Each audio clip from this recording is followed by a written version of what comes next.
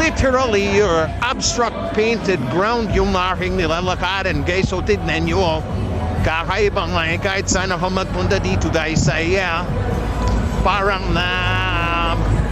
yan pa rin yung iba't ibang kulay na parang abstract na, guys, na nangyari dito sa harapan pang Quirino Grandstand, guys. Kaninang umaga ito yung nagkaroon ng fun run at merong event nga dito, guys, at yun pinuntahan ko at nakakamangha kasi nga ang daming mga kulay yung mga nasaboy dito, guys. So sa hot crowd, of course, karon din na nangyari sa mga lumahok na mga nag-run dito sa fun run na ito, guys. Tignan nyo, guys, well, napakaganda para akong parang napakalaking abstract na painting itong harapan ng Quirino Grandstand, guys.